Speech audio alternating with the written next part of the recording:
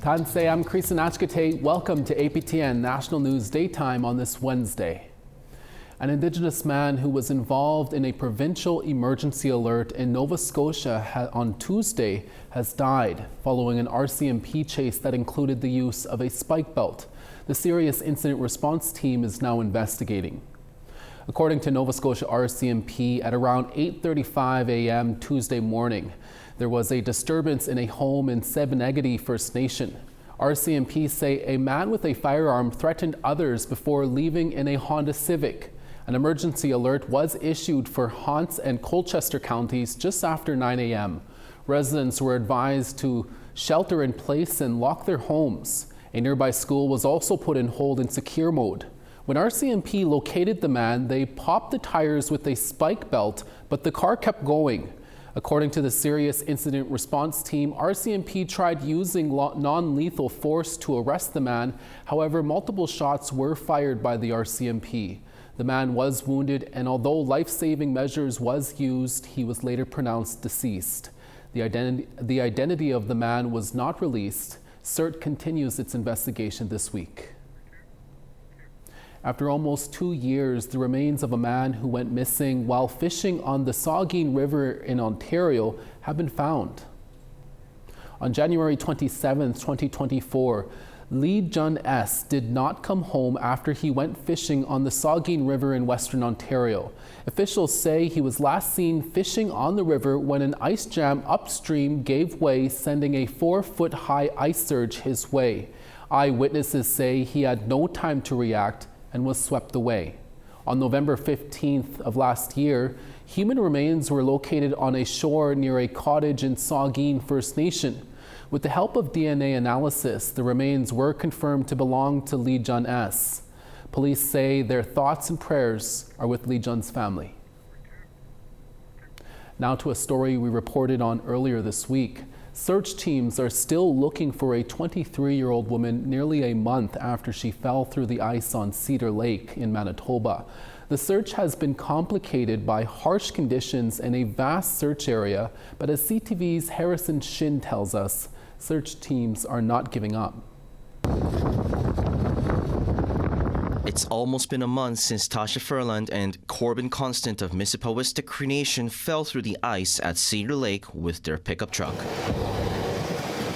Corbin Constant's body was found on January 6th, but despite the best efforts of searchers like the RCMP, Hutterian Emergency Aquatic Response or HART Team, and Mississippiwistic Cree Nation's Fire Department, Tasha Furland has not been found. Our people are determined that the search will be successful, and we're keeping going until we find her. How far is it out? 300 feet. The HART team is using several pieces of equipment to find Furland, like a remotely operated vehicle and a marine scanner inside the waters of the lake. It's this technology that helped them find Corbin Constant. Kind of a mix of emotions.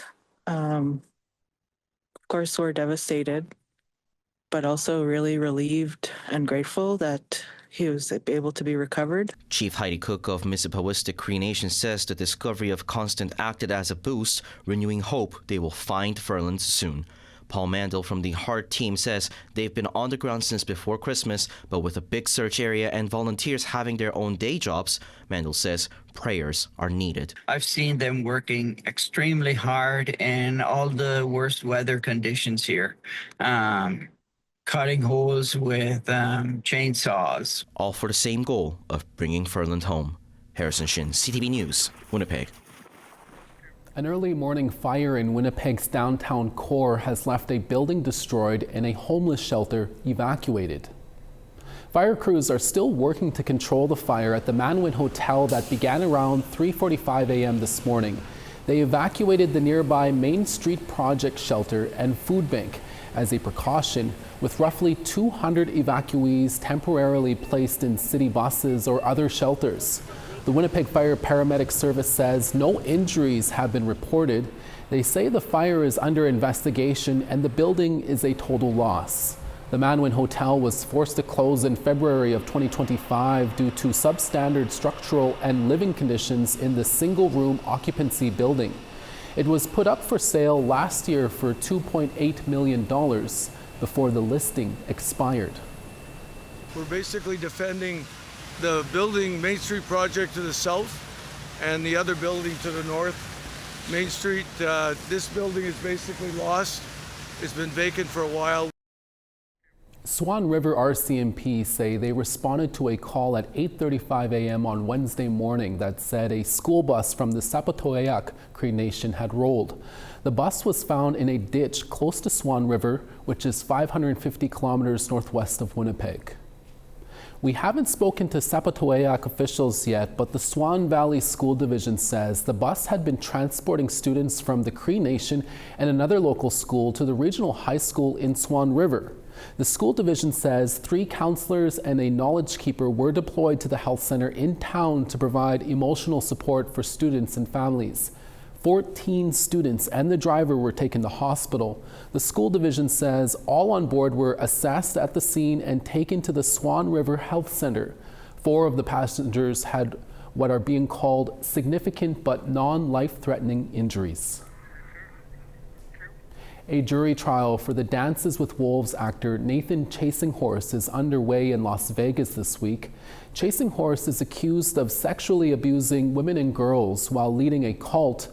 One of the victims was only 14 years old, and a warning, some of the details in this report are disturbing. The 49-year-old was arrested and indicted in 2023. Prosecutors allege he used his reputation as an actor, a spiritual leader, and medicine man to take advantage of his victims over a span of more than 20 years through his cult he called The Circle. Chasing Horse pleaded not guilty to 21 charges covering sexual assault of a minor, kidnapping a minor, and filming a minor to produce sexual images. Chasing Horse is from the Rosebud Reservation in South Dakota. He's best known as Smiles a Lot in the 1990 Oscar winner Dances with Wolves. 18 witnesses are expected to testify. Jury selection began on Tuesday. The trial is expected to last 4 weeks. The trial of a New Brunswick RCMP officer charged with assaulting a Mi'kmaq woman continued on Tuesday. During a cross-examination, officers testified and alleged the victim hit the officer first. APTN's Angel Moore brings us part 2 of her continued coverage in New Brunswick. Today at the Woodstock Courthouse, the Crown called witnesses Constable Joseph Sloan and Sarah Nunes. They both responded to the 911 call on June 13th, 2024. At Christina Gillis's home in Richmond Corner, New Brunswick. Gillis called 911 for help because her daughter was in distress and ran into the woods. Gillis, who is from the Eskasoni First Nation, testified earlier this week that Nunes was disrespectful and that Constable Andrew Whiteway threw her to the ground and punched her in the face multiple times. Whiteway is charged with aggravated assault. Sloan and Nunes also both testified on cross-examination that as Gillis approached Nunes, she pushed Whiteway's arm down and was under arrest. Nunes also testified Whiteway grabbed Gillis's arm and she hit the ground hard. Then Whiteway was on top of her back with legs and arms flying about. Nunes saw Whiteway punch Gillis in the face once. The trial continues this week with testimony from the defense.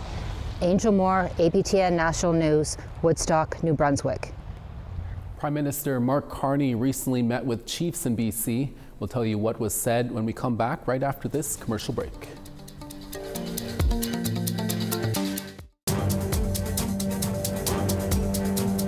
Welcome back. Prime Minister Mark Carney was in Prince Rupert, British Columbia on Tuesday to meet with coastal First Nations regarding their many concerns on a proposed pipeline from Alberta to BC's west coast and a possible lift of the oil tanker moratorium. Carney started with a photo op of choosing a pastry in a local bakery, but he was also there to meet with some coastal First Nations after the Liberal government angered chiefs in late November. That's when Carney's federal government signed a memorandum of understanding with Alberta to build a proposed oil pipeline from that province to the west coast. The MOU also promised to rescind an oil tanker ban on the north coast. Marilyn Slett is the chief counselor of the Heiltsuk Tribal Council. She told reporters they had a productive meeting, but their opposition to an oil pipeline has not changed. Coastal First Nations, along with Lax Kw'alaams and the Haisla Nation, oppose any project that propose to bring oil tankers to the North Coast. We reiterated that there is no technology that can clean up an oil spill at sea, and that it would take just one spill to destroy our way of life. BC's Assembly of First Nations Regional Chief Terry Teegee joins us now with his thoughts on Prime Minister Mark Carney's visit with chiefs and overall plan. He recently spoke with our Savannah Kelly from his office in Prince George. Chief Teegee, thank you so much for joining us. First of all, what's your position on the Prime Minister's plan to build a pipeline from Alberta to the coast of BC?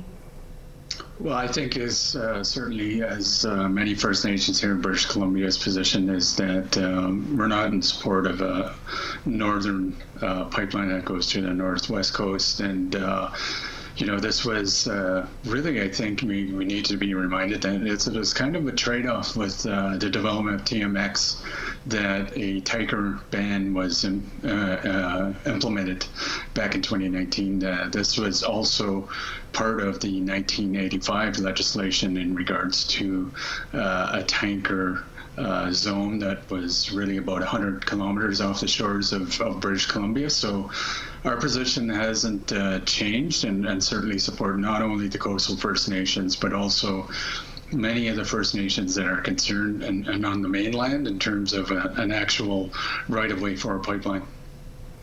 And is there anything the government can offer to gain support of First Nations in BC who will be directly affected by this pipeline if it gets built? I'm not sure at this point. This discussion really was born out of Daniel Smith's, Premier of Alberta's position in an MOU with the Government of Canada to look at a potential pipeline. I think right now it's merely a pipe dream, and many First Nations don't have the appetite for an oil pipeline. Rather, many First Nations there in British Columbia are concentrating on many of the projects that are real. Out of the 15 projects that were listed last year by the Prime Minister as ones of national importance, 9 are here in British Columbia, and many of those have either participation or are led by First Nations. So I would say let's concentrate on those major projects that really are in reality. Do you think this plan affects other First Nations rights in other parts of Canada? Yeah, I think certainly. That we've definitely heard from some of the First Nations in Alberta that are interested in oil development and oil pipelines. But at the same time, First Nations rights here in British Columbia are paramount in terms of how development occurs. We do have the United Nations Declaration Act federally and the Declaration of Rights of Indigenous Peoples Act provincially. So as far as we're concerned, these laws exist and requires are a free, prior, and informed consent in how development occurs. And that's not just pipelines, it's any major development in our respective territories. And what's your message to the Prime Minister and Premier of Alberta who've been pushing this plan forward? I think we need to not only concentrate on existing infrastructure, certainly the ones that exist haven't been fully utilized. There are ongoing projects that are real and need to be resourced and properly, brought forward in terms of consultation and or free, prior, and informed consent in terms of how decisions are made. And I think it's really important to understand that First Nations here in British Columbia, we have many different arrangements. Many of the territories here, especially in the North Coast, are unceded, unsurrendered, continually occupied territories. And, our people have lived here for hundreds, if not thousands of years. Election cycles come and go. But our First Nations who, have a right to say how development occurs will be here long after the Carney government is gone and long after the EB government is gone. We won't leave our territories. This is where we're born out of, and this is where we belong. So this is why the general public need to understand why many of the First Nations, such as the coastal First Nations and many First Nations that are talking about oil development, are really wanting a careful, thoughtful an important decision, especially how development occurs. So this is why we take it so important, and ultimately we do uphold our rights, title, and interests in many of these territories, including the North Coast. Important discussion for sure there. Chief TG, we will have to leave it there, but thank you very much for taking some time for us today. You're welcome. We now want to tell you about this week's new web poll question. Over on our website, we ask, do you think that reconciliation is still a priority for the federal government? You can answer yes, no, or unsure. Go to our website at aptnnews.ca to have your say. We have more news after the break. Stay with us.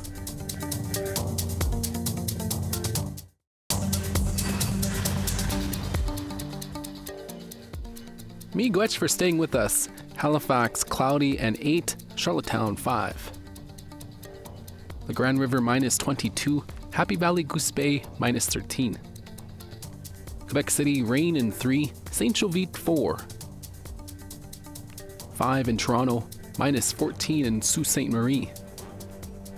Sudbury, minus 15. Wawa, minus 20. Norway House, minus 19. God's Lake, minus 20. Sunny in Winnipeg at minus 19. Barons River, minus 19 as well.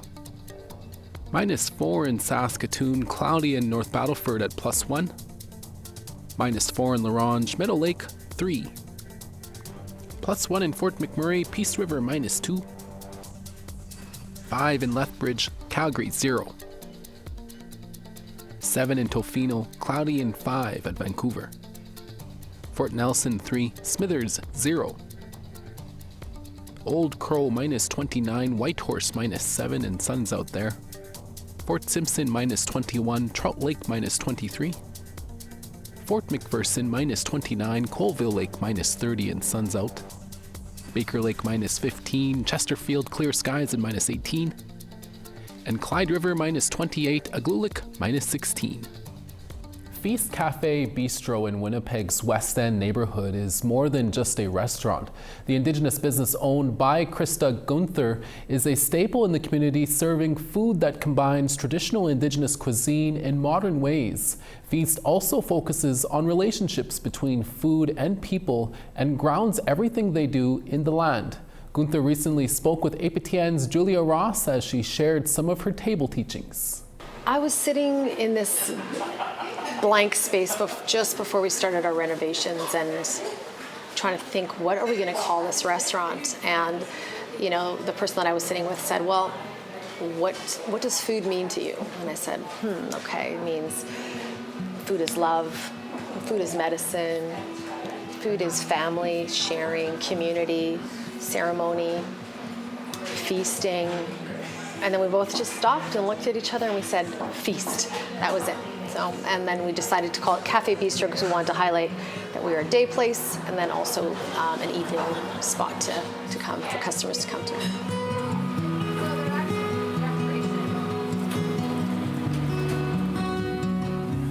I've spent the last 25 years reconnecting to my culture through food. So it started with just incorporating 1 or 2 ingredients. Once I started discovering what are our traditional foods, you know, what are specific to Manitoba, and things like squash. You know, I would see them at the grocery store and never go near it because I didn't know what it was until I knew what it was. It was one of the 3 sisters, which is the beans, corn, and squash. So my menu kind of evolved with learning how to cook at home.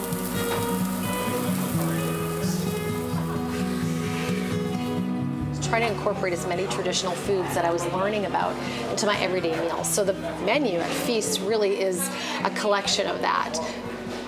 Menu items that people are familiar with, like bannock pizza instead of just a regular pizza, putting squash on it and pine nuts and maple and different, you know, Indigenous ingredients on that pizza to make it my own. It was really important for me to have Manitoba bison, number 1. Sometimes I will bring products, you know, from my own garden. We work with a lot of local Indigenous communities for a lot of our products, like our wild rice, sometimes our Saskatoons, our pickerel. We really want to support our local Indigenous communities first and foremost. I have no beef on my menu. I do on the catering menu as an option, but in the restaurant from day 1, 10 years ago, I only had bison. And I have to say it was one of the first restaurants in the country to only have bison, but I really needed to stand for that traditional food and that animal and the health of it, and the fact that it teaches us so much about resilience and strength and the nutritional value of bison and Manitoba bisons. We have a local gardener here in the West End who grows us some of our traditional vegetables, like our heritage squash, and sometimes like our sweetgrass, for example, that gets harvested, throughout our prairies. So, we kind of source from as much as we can locally from Indigenous communities. Then we go into the local farmers, and then we go beyond that.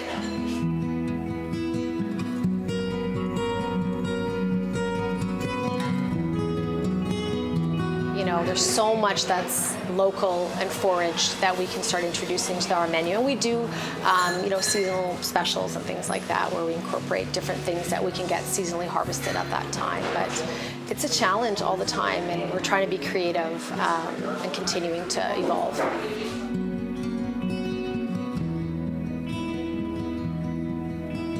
Well, I think we can all be honest to say that a lot of our traditional Indigenous, First Nation, and Métis foods are rooted in a lot of negative things like poverty, diabetes, suicide, all of that negative stuff. So I really wanted to create new positive food pathways around our traditional foods and our history and our community, and celebrate that in a restaurant to just kind of revive that negative stigma.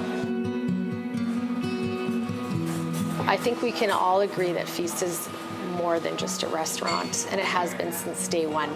We have a free soup and bannock program every single day from 2 till 5. We have a lot of plants in the restaurant, so if you don't finish your water, we're going to use that to water the plants. So we're just really mindful of the environment and Mother Earth, and food waste and all that kind of stuff. When I think about the next year to 2 years to 5 years, it's been a long time dream of mine to expand on different things, educational videos or recipes, or maybe a cookbook, maybe a second location, to continue to go on this journey in this restaurant business and continue to, you have to admit there's 1 or 2 or 3 restaurants in the entire country of Canada. It's growing slowly but surely. So I really want to keep having a strong voice in our hospitality industry for restaurants. A lot of our staff are, First Nations and Métis peoples from different communities, and just all of us coming together in this space to try and really celebrate who we were and who we are and who we will continue to be, especially in the hospitality industry.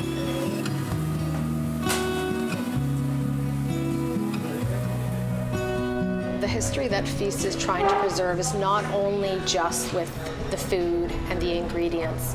It's to remember our ancestors, to remember our culture, to remember our past, to celebrate that, to share Indigenous artwork here and Indigenous music here, and celebrate different communities here.